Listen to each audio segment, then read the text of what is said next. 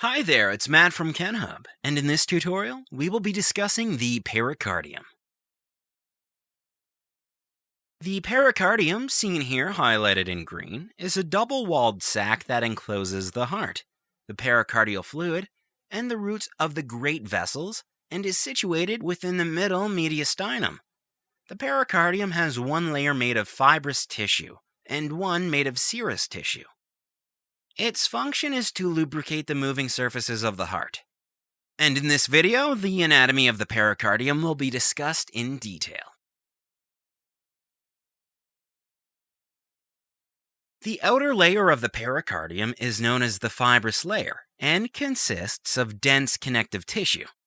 It is attached to the central tendon of the diaphragm via the pericardiacophrenic ligament, whose fibers merge with the tunica adventitia of the vessels which enter and exit the heart. The pericardial sac also attaches via ligamentous fibers to the sternum, and due to these attachments, it is affected by the movements of the heart, the great vessels, the sternum, and the diaphragm. This fibrous exterior lining mechanically functions to prevent the heart from overfilling, because the fibrous tissue as a whole is resilient and, although flexible, it does not stretch. The inner layer of the pericardium is known as the serous layer, or the parietal layer, and is in direct contact with the pericardial fluid. It consists of a mesothelial layer, simple squamous epithelium, which reflects onto the roots of the great vessels and runs directly over the external surfaces of the heart as the epicardium or visceral pericardium. The pericardial cavity is the potential space created by the pericardial reflection between the parietal and visceral layers of the serous pericardium, and this is where the thin film of pericardial fluid is kept, allowing for the two surfaces to be lubricated and rub against one another without any friction.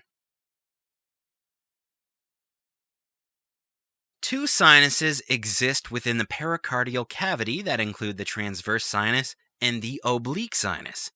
The transverse pericardial sinus extends transversely across the pericardium, in between the roots of the great vessels, between the aorta and the pulmonary trunk, posterior to the ascending aorta and the pulmonary trunk, and anterior to the superior vena cava.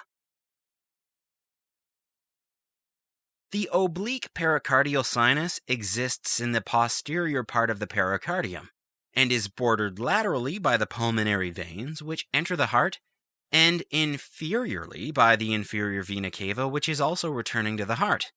More specifically, between the right pulmonary veins and inferior vena cava, and between the right pulmonary vein and the left pulmonary vein. The blood supply of the pericardium comes from the pericardiacophrenic arteries and the internal thoracic arteries. The internal thoracic veins are responsible for the venous drainage of the area. The innervation of the pericardium is governed by several different branches, including the phrenic nerves, which give sensory fibers that control pain sensation, and the sympathetic trunks, which carry vasomotor fibers. This video is more fun than reading a textbook, right? If you want more videos, interactive quizzes, articles, and an atlas of human anatomy, click on the Take Me to KenHub button. It is time to say goodbye to your old textbooks and say hello to your new anatomy learning partner, KenHub. See you there!